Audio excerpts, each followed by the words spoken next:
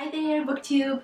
My name is Cristina and today I'm back with one more review, and this time it's a review for an entire series, and as you may see from the title and the thumbnail, it's gonna be Sweep, written by Kate Tiernan. So without further ado, let's jump right into the review. Today we're going to talk about the Sweep series, which is a series formed by 15 books which are written by Kate Tiernan. Kate Tiernan is actually a pen name. The real name of the author is Gabrielle Charbonnet, something like that, probably. She's a US author, and this is a young adult series with a lot of magic involved. The series is formed by 15 books, actually 14 books plus one set after the whole story told in the first 14 books. Here we follow a first-person narrator from the first till the 14th book, and from the first till the 9th book the first-person narrator is the protagonist, whose name is Morgan, and then the last one is the most particular one as far as the narrator is concerned, because there we have a third-person narrator with two different points of view. This series is quite old, it's been out there for a long time, and I really loved it when I was young, and thanks to that book I've met a lot of amazing people who are still part of my life today, and it was just something different. Here in Italy it was published as a part of Dark Magic collection, and unfortunately, as I told in some videos before, this is one of those series that actually started to be published in Italian, but then the last books have never been translated and never been published, so I recently reread the whole series in order to know at the end how the story ended and which was the end of this whole journey. As I said, this series is formed by 15 books, but it really doesn't seem like it. It's not difficult to finish it because each book is something like 200 pages long, something like that, and one comes after another, and you may actually binge read the whole series. Before getting into the review, I think that you really have to know what the story is all about. It's the story that follows our main character and protagonist, whose name is Morgan, and she is a girl, she's a teenager.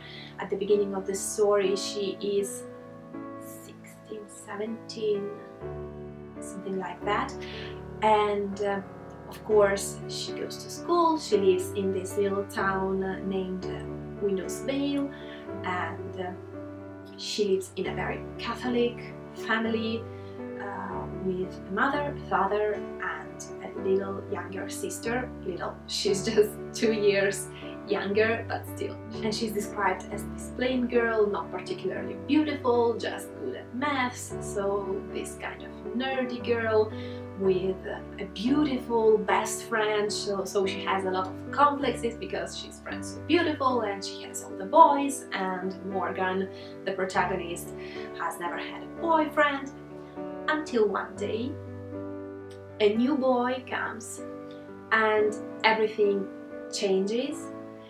Of course, the boy falls in love with her, and her best friend falls in love with the boy too, and we have this huge fight between the girls, unfortunately, because I hate when it happens in books and in real life, but anyways, that happened.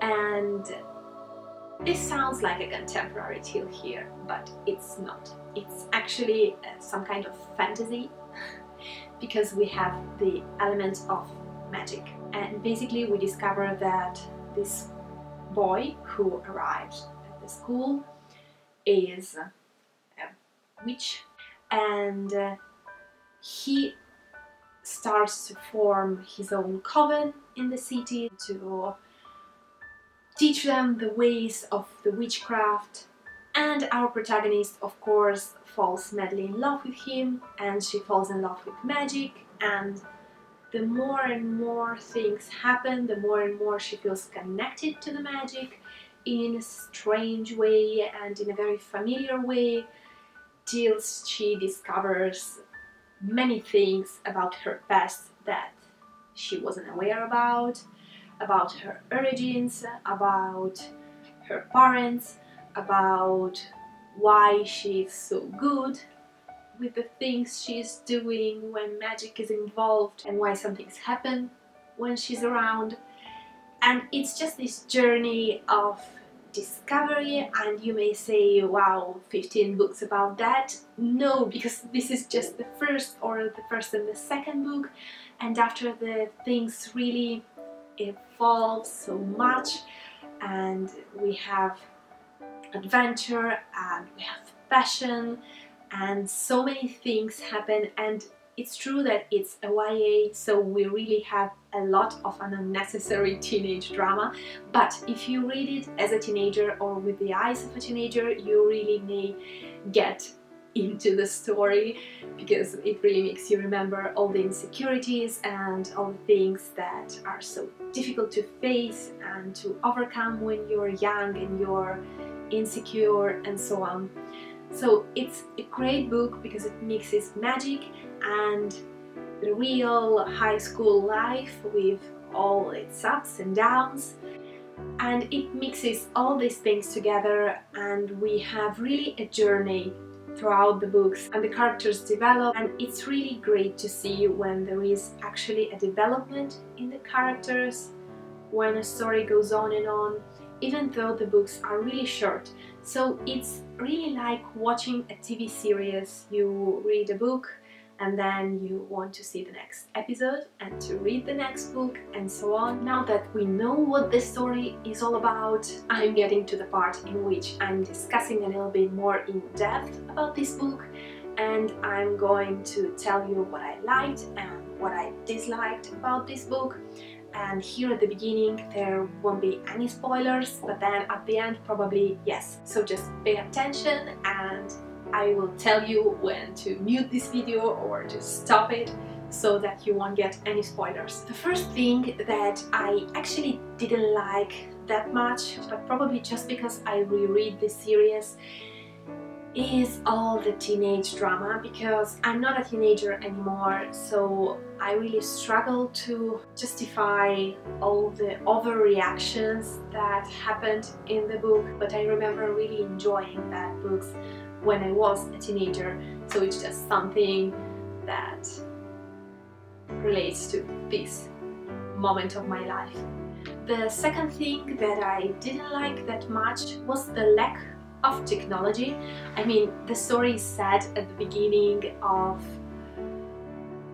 2000 something, and there almost was no technology. There were cars and one computer, I think, and that's it. It was just strange to see non-technology at all.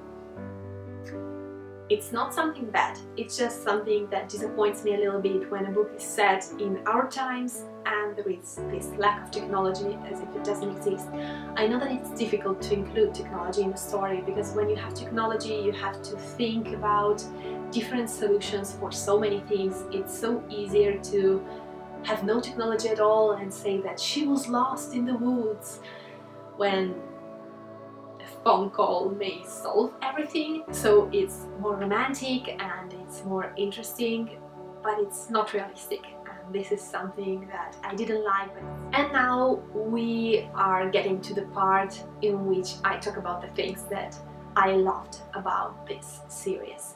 The first thing being the absolute normality and the absolute nonchalance with which the author talks about gay couples and lesbian couples, and it's just okay. And it's not like she doesn't recognize the difficulties that these couples are going through, because she really pictures that and she really describes it at some moments. But the way in which they are introduced and these relationships are shown. It's just such a natural way, and I really enjoyed that. The second thing that I really enjoyed was that there almost were no love triangles. I mean, no, I have to correct myself. For the main protagonist, there almost was no love triangle. And then the last thing is the overall feeling that I had while reading these stories. I really felt emotional at some moments. It really felt like the emotions and the facts were real, and at some points I just had to put the book down and to take a deep breath and to say, no, okay, it's just a book. wait a minute, it's okay. Now I can restart. Let's go on reading. And I really love when this happens to me, because it means that a book is getting to me and it's touching something inside of me, and this is why I know that I am really enjoying a book. And now we are getting to talk about the 14th and the 15th book. So if you've not read this series, and if you don't want to spoil it to yourself, or if you've not finished it yet, please stop watching here and come back when you've done it, when you've read it, so that you may hear my opinions and leave your opinion down here. I would really like to know if you loved the series at the end, and I will see you very soon. And now we are starting with the spoiler part, so bye! And here we are now with our spoiler part, in which I will talk about the ending of the series, and you may join, of course, in this discussion if you've read the series, and I would like to know what you thought about it. I've read the 14th book. It was strange, because till a certain point of the story it was all about this adventure of Morgan trying to discover who she is and her roots, and how she may fight evil and become a good witch, and just not to disappoint everyone. And then we had this storyline about her father, who is a strong evil witch and he's bad to the bone, and they have to defeat him somehow. And at the end, when this fight happened and when her father was stripped of his powers, it just felt like a natural ending of the story. And then the story went on, and I was confused. I cannot say that I didn't like it. I was just confused. It was just like when you stop watching the first season of a TV show, and then the second season starts and you have a different enemy, a different everything, and you just have to get used to it a little bit more. This is what happened. But the story restarted with a different character, with Alisa, with some information about her, and the book dealing with her felt almost like a spin-off book. I enjoyed it, but it was actually a spin-off book. So when I'm talking about this book series, I really use a lot of TV series terms, because it really felt like watching a TV series. And the epilogue, for me, it was just identical to the epilogue of the 4th, I think, series of Sailor Moon. I'm speaking about the old anime, the 4th series, or the beginning of the 5th series. I don't know, when Mamoru is flying away, and yeah, that scene and the ring, and it was just like watching Sailor Moon for a moment. So, I don't know, the ending was a little bit strange. This was it for the series. And then there was the 15th book. And I have to tell you that here the impression was exactly as when you watch a TV series. So you have an episode, an episode, an episode, and then the ending of the series. And then you have a movie with the same actors and the going on of a plot line, but it's a movie. Like before you had a TV series and now you have a movie. It was just exactly the same, because in this book we have a third-person narrator to different points of view. The characters have changed and they've grown up, of course, and so many things, horrible things, happen in the prologue of this book. And then the previous books were all short and this one is really longer. At the beginning of the book we have this horrible death of Hunter, her main love interest for so many books, and then the story starts many years after, and we have this daughter of hers and a husband who just died, and we had no opportunity to meet him and to love him and to feel something for him, that he's already dead. And I don't know, it was like watching the last 4 episodes of Gilmore Girls with Paul. Yeah, the husband of Morgan gave me some Paul vibes, like the character that nobody knows who he is and nobody cares at the end. Yeah, exactly the same kind of feeling. And yeah, I was very interested in the relationship between Morgan and her daughter and the relationship with her mother-in-law.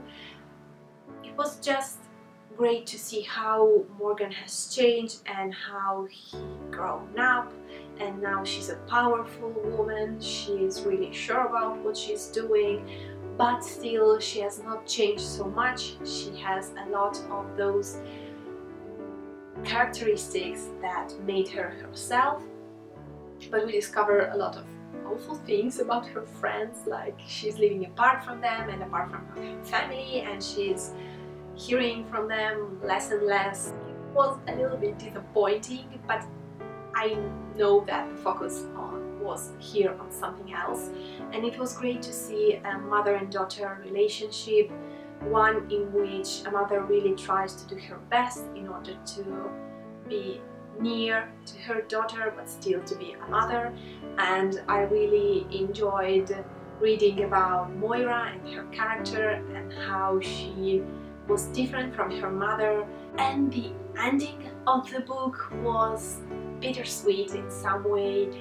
It wasn't like a complete happy ending because those characters went through so much and so many horrible things happened in all those years that at the end, even when we have a happy ending, it's a little bit bittersweet, as I said before. I mean, 20 years, almost 20 years passed and everything went so wrong for them, and they were wronged in such a horrible way for no reason, literally no reason, just because a stupid girl was sure that her father was the best man ever, even when he was a horrible villain, whatever.